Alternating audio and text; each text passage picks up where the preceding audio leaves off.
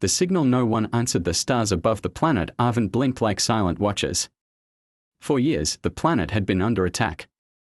Once a peaceful colony of mixed alien races, it had become a battleground. Every day, the skies burned with enemy fire. The invaders, known as the Varnok, showed no mercy. Cities were turned to ash. Fields were poisoned. Hope was dying fast. In a hidden base deep underground, Commander Raral paced the metal floor. His fur was singed from the last attack. He looked at the broken comms panel, then at his second-in-command. "Send it again," Raal said, voice tight. "The distress call." "We've sent it 50 times, said Myra, her thin fingers flying over controls. "The council is silent." "No response." "Send it anyway. Someone out there has to listen." "Anyone." The signal was old code, an ancient emergency plea that hadn't been used in centuries. It was made to reach deep space, through wormholes, past black holes, past systems forgotten by most. It simply said, "To any who hear, help. We are dying. The Varnok will not stop." The message left Arvin's system like a whisper into the void. Far from Arvin, across dead systems and collapsed gates, a black ship drifted in orbit around a red dwarf.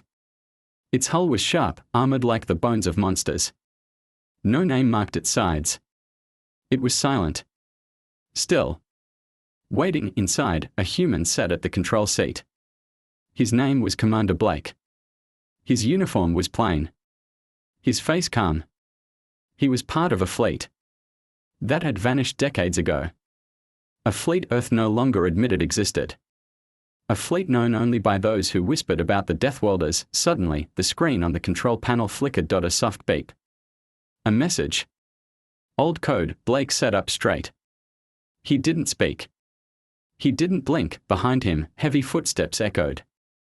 A woman stepped in, her eyes cold and focused. "Another cry for help?" "Yes," Blake said. "Arvin. Coordinates locked." "Council territory," she replied, "not anymore." He tapped a button. From the darkness of space, hundreds of ships came to life, engines lit up like stars being born. The Deathworlder fleet had waited in the shadows.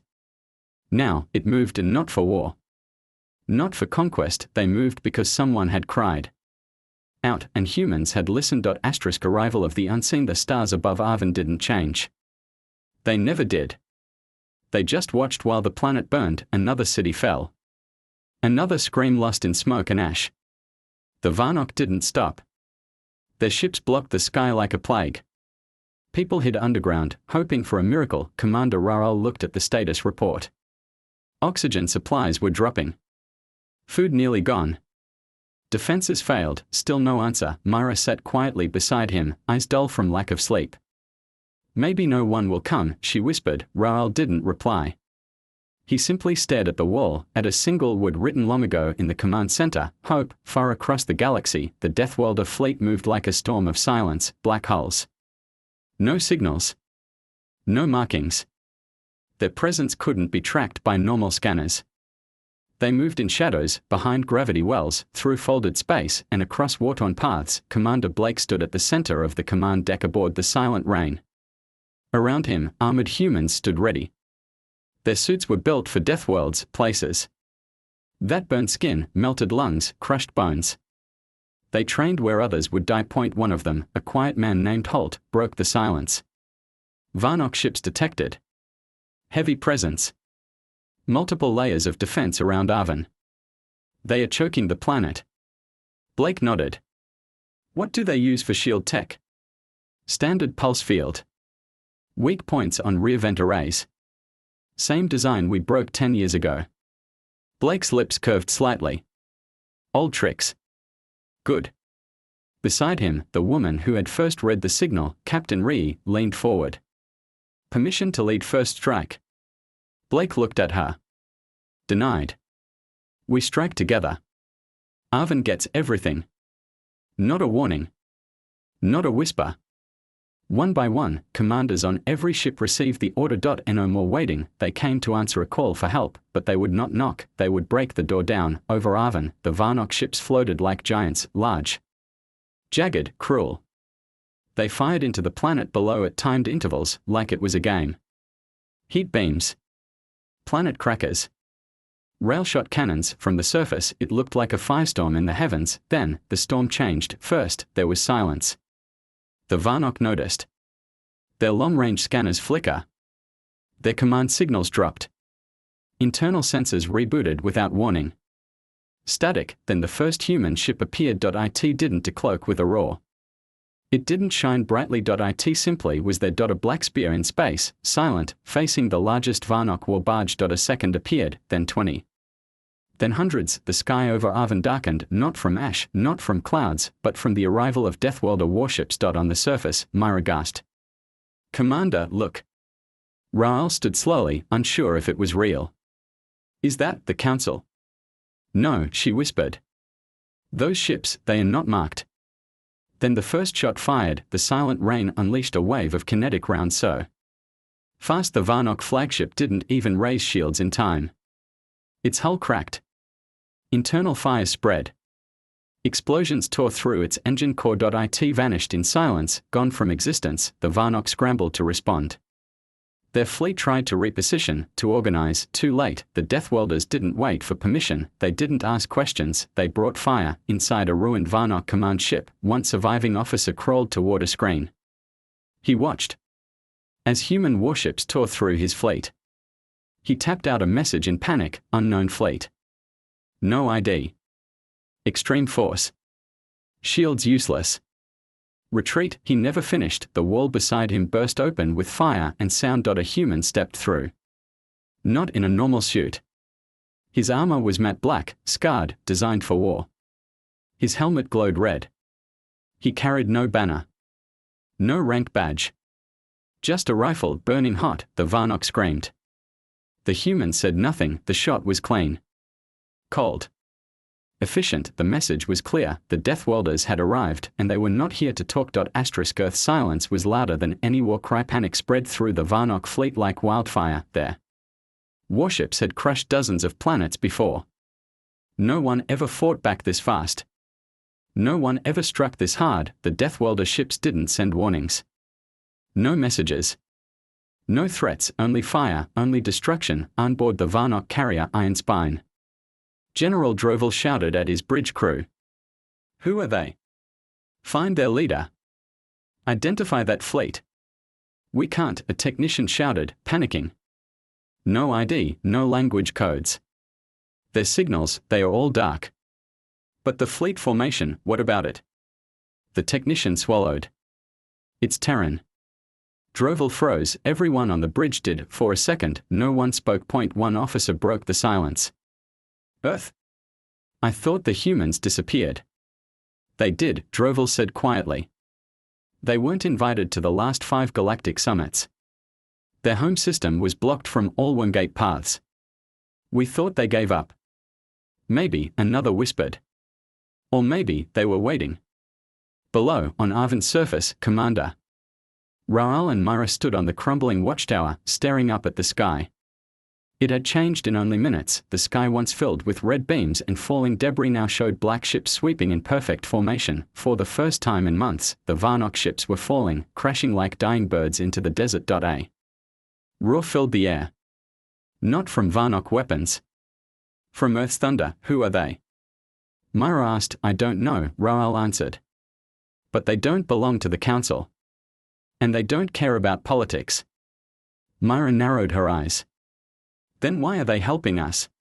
Raoul didn't answer. He didn't have to, because deep down, even he felt it. This wasn't a mission for diplomacy, this was vengeance. Inside the silent rain, Commander Blake watched as data streamed across the screens. Every kill counted.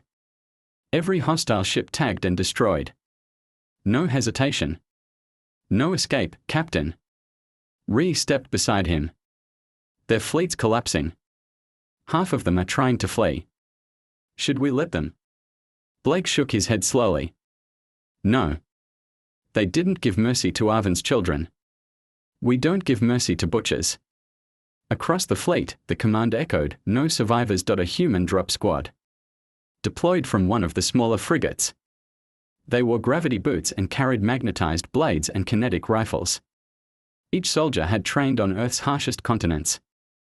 They could run through fire, breathe poison air, and fight even when their bones broke. As they landed on the remaining Varnock platforms in orbit, the battles became silent executions. No fear. No retreat, just calculated, overwhelming force. The Varnock sent distress calls to every known system.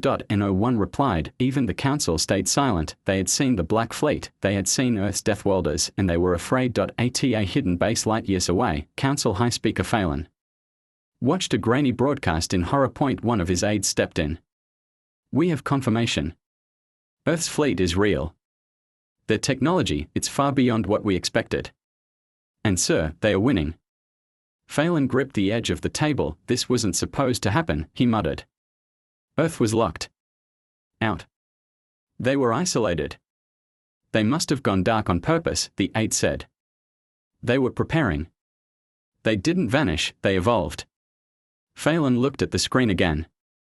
"The black ships, the human soldiers, the burning Varnock, what do we do?" the aide asked. Phelan didn't answer, because the truth was clear now. Earth never stopped watching, they simply stopped talking, and now, they were answering the universe's cry for help, with fire. Asterisk. The Deathwelders don't retreat. Smoke rose above Arvin's last city, but it wasn't from alien fire this time. It came from burning Varnock wreckage. For the first time in a long while, the skies were clearing. Children came out from the shelters. Old ones looked up with trembling hands, whispering prayers. The Black Fleet hovered above, motionless like silent guards. The people of Arvin had no idea what they were seeing. Only that it was the end of their nightmare. Commander Raral and Myra stood beside an old satellite dish. It had once been used for weather reports, but now it tracked the human fleet. "No flags, no symbols," Myra said. "Just black steel and silence." "They don't want recognition," Raral said. "They want results." A sudden burst of wind shook the hill. Myra turned sharply. From above, 3 human dropships descended, dark metal, sharp angles. No lights. They landed in perfect formation just outside the ruined city. Raal instinctively reached for his sidearm, then the doors opened. The soldiers who stepped out weren't like the humans shown in council records, they were larger, heavily armored. Their helmets shaped for war, not diplomacy. Every movement was sharp and disciplined. One of them removed his helmet. A man, scarred, silent, cold. He walked up to Raral. "I'm Lieutenant Grant, Earth Defense Command. Who's in charge here?" Raal stepped forward, unsure what to say. I am Commander Raral. "I didn't know Earth still had ships, let alone this." Grant looked up at the sky as if he didn't care. "We never left," he said. "We just stopped answering fools." Myra stared. "Why help us?" Grant's face didn't change. "Because someone needed to." Raal stepped closer. "We sent dozens of distress calls. Only Earth answered." Grant finally looked him in the eyes. "That's all it takes sometimes. One signal. One cry for help. And the right people hear it." Meanwhile, in orbit, the Varnock remnants were falling apart. Those who tried to escape were hunted down by smaller human skirmisher ships. Fast, merciless. Aboard the Silent Rain, Blake stood before a live feed of Arvin's surface. His team had begun ground contact. Captain Ree approached. "Mission nearing completion. But we've picked up a signal." Blake raised an eyebrow. "From where?" Ree tapped the screen. "From deep space. Varnock reinforcements. Over 24 ships en route. Heavy class. Arrival in 23 minutes. Blake didn't blink. "And?" Ree smirked. "And our fleet is still fully loaded." He turned to the communications officer. "Activate planet-wide message. Public."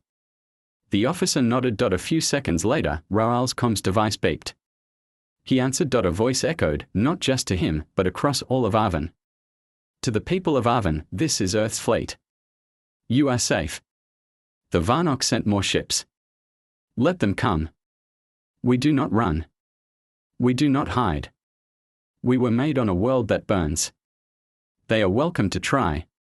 Raal stood there, silent, as cheers began spreading through the city ruins. The people had nothing left But now, they had defenders, and those defenders weren't diplomats, they were Deathwelders. Far away, aboard the Varnock flagship Relentless Claw, General Droval got the report, Earth fleet still holding. No damage. All units lost. Reinforcements requested. He slammed his fist on the screen. Fools! Why didn't the Council warn us Earth had this power? An A tried to answer. The Council believed they were no longer a threat. They went quiet. No activity. No known colonies, Droval growled. They didn't go quiet. They prepared. Then he looked at the incoming battle data, weapons upgraded. Tactics brutal. Shields layered in strange tech. Movement perfect. Earth didn't just survive, he whispered. They became monsters. And now they were free, back on Arvin. Lieutenant Grant turned to Raoul. Rebuild your city, he said. We'll make sure no one touches it again. How long will you stay? Raoul asked. Grant's eyes were calm. As long as it takes. Asterisk. The second wave arrives above the planet Arvin. The Black Fleet waited in perfect silence. The sky was calm, but not for long. From deep space, the second Varnock fleet approached. 25 warships. Larger. Smarter. Meaner. Their admiral, Vorik, had studied the old wars. He had fought rebels, crushed uprisings, and burned moons to dust.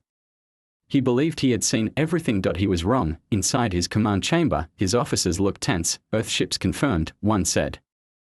Their weapons are beyond Council-level tech. Shield readings are strange. They rotate frequencies constantly. Good, Vorik replied. Then this won't be boring. He smiled. We came here to crush fire with fire. Onboard the Silent Rain, Commander Blake studied the incoming enemy. Behind him, Captain Ree leaned on the console. They are coming straight at us. No hesitation.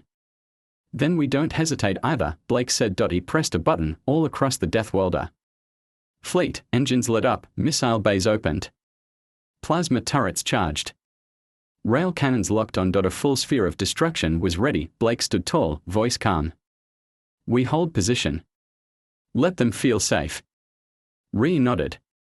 And then? Then we rip them apart. Down on Arvin, Commander Raoul and Myra stood on the hill again, watching the sky. A faint shimmer moved in the distance, dozens of shapes, growing larger. The second fleet, Myra whispered. We won't survive another attack, Raoul said. Even with the humans. They are still here, she replied, and that's the only reason we are still breathing. Suddenly, all across the surface, loudspeakers activated. The same voice from earlier echoed again. This is Earth Command. Incoming Varnock fleet. Detected. Do not panic. Civilian centers are protected. Remain underground. You are not the target, they are.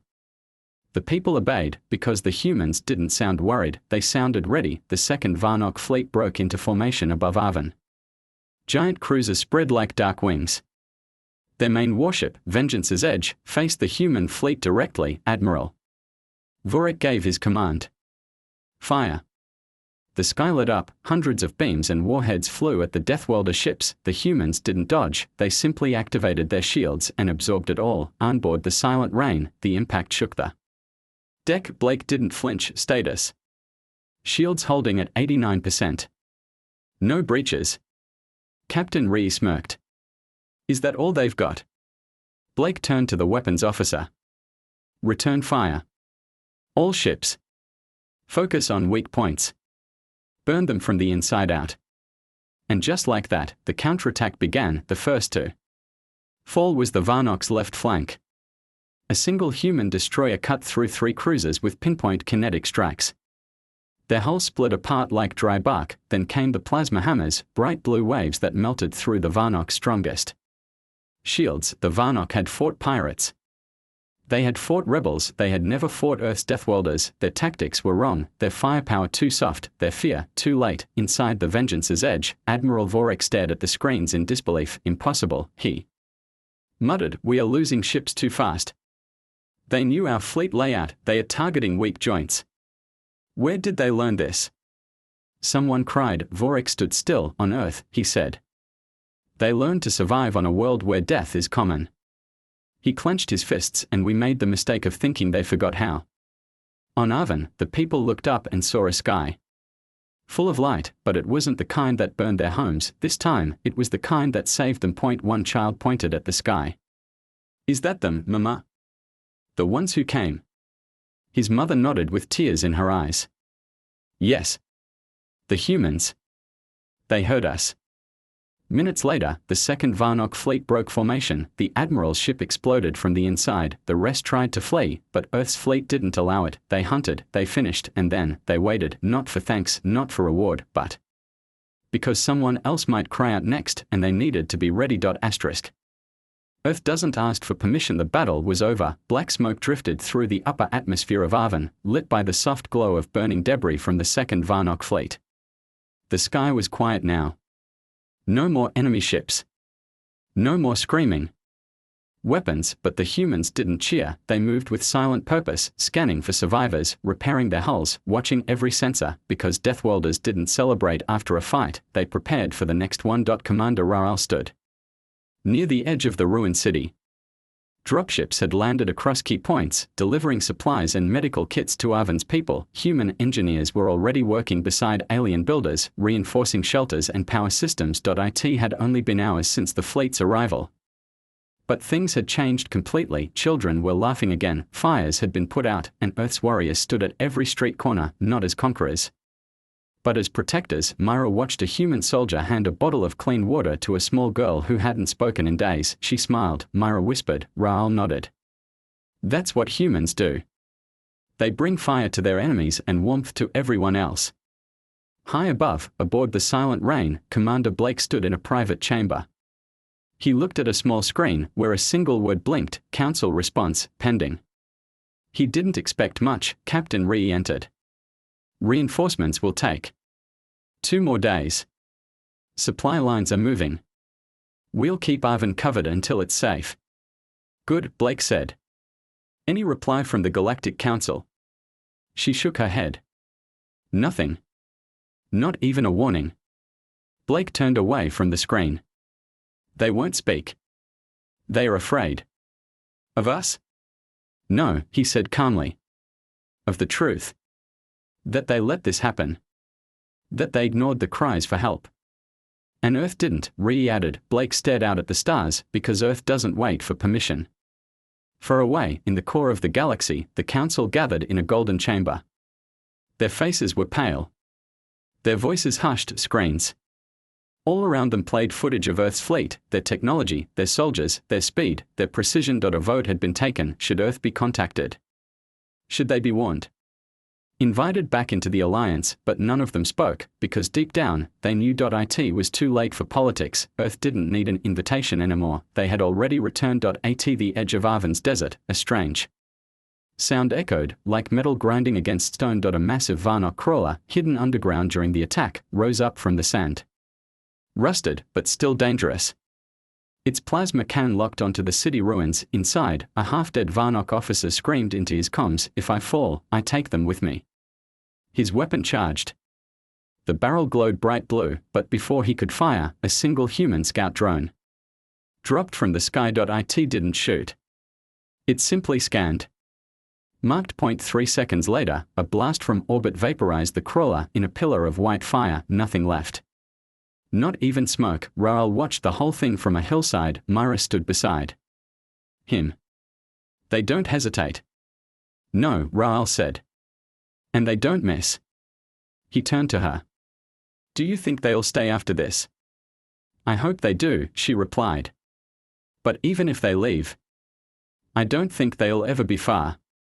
Later that night, as the stars returned and the sky above Arvin calmed, Lieutenant Grant walked through the city center. The people watched him from a distance, some still scared, most curious. He walked alone, without guards, his helmet clipped to his belt. A young boy ran up to him, eyes wide. Are you from Earth? The boy asked. Yes, Grant said simply. The boy looked up. Why did you come? Grant crouched down to his level. Because someone cried for help, he said. And on Earth, we don't ignore that. The boy nodded, then he hugged him, and for the first time since the war began, Lieutenant Grant smiled. When the universe calls again 3 days later, Arvin looked different. What had been broken was now rebuilding. Burnt roads were being replaced. New shelters were being raised. Fresh water tanks stood where fire once raged. Life had returned, but more than that, something new was in the air. Hope. Human engineers worked beside alien volunteers. They didn't shout. They didn't order. They simply helped, quietly, powerfully, without needing praise. Myra handed a medical kit to a human medic. "We never expected this," she said. "Not from Deathworlders." The medic smiled. "That's the thing about humans. We are full of surprises." In the skies above, the Deathworlder fleet still floated like silent guardians. The black ships had taken no damage that couldn't be repaired. Earth's technology had proven unmatched. Inside the silent rain, Commander Blake stood before a live feed of dozens of planets, distress signals, old calls for help that had gone unanswered, ignored, buried. Captain Ree entered quietly. More planets requesting aid. Same story. Council abandoned them. Pirates. Slavers. Raids. Blake didn't flinch. Send units to investigate. Divide the fleet. Keep watch over Arvin, but don't delay. Ree raised an eyebrow. Shouldn't we wait for council orders? Blake looked her in the eye. You know Earth doesn't take orders from cowards. Ree smiled. Good. I was hoping you'd say that. Blake nodded to the communications officer. Send a message. Galaxy-wide. Short and clear. The officer tapped the console. Across thousands of systems, a signal went out. Only 6 words. Earth heard. We are coming next. Back on Arvin, Commander Raral stood at the city gate with Myra. They watched as dropships loaded with soldiers and supplies lifted off one by one. They are leaving, Myra said quietly. Raral nodded. But they are not abandoning us. 1. Last human remained on the ground, Lieutenant Grant. He walked over to Raral and held out a small device. Beacon, he said. If danger returns, press the top button. We'll be back before they can fire a second shot. Raral took the beacon. Slowly. Will the galaxy ever understand you? Grant's eyes held a hint of fire. They don't have to understand us. Just don't threaten the people we protect. Myra stepped forward. Why go? There are so many dangers left. Grant smiled faintly. Exactly. That's why we go. He turned and walked toward his ship. As the engines roared to life, the people of Arvin gathered to watch. No one cheered. No one clapped. They simply stood in silence, heads held high, because what Earth had given them couldn't be repaid. From orbit, the Deathworlder fleet vanished into the stars one by one. Fast. Quiet. Precise. No fanfare, just purpose. In the vast cold space where old cries had long faded into static, they hunted for the next voice in need of for the next world abandoned, for the next call the council would ignore. On a distant council station, high speaker Phelan reviewed the new data. Earth's forces had now been seen in 6 systems. No messages. No negotiations. Just protection. Earth is changing the balance, an aide whispered. People are starting to believe in them more than us. Phelan closed the report. Then. We should ask ourselves one question. He looked up, voice trembling. What happens when Earth stops helping and starts deciding? No one answered, because deep inside, they all feared the same thing. Humanity didn't come for power, but if pushed, they would take it. In the dark space between galaxies, the silent rain drifted forward. Commander Blake sat in silence, watching one more signal appear, another cry, another voice, weak and forgotten. He stood, set course. Captain Ree smiled. Beside him. Another lost world. No, Blake said. Another one worth saving. And with that, the Black Fleet moved again, answering the universe, one fire at a time. Asterisk.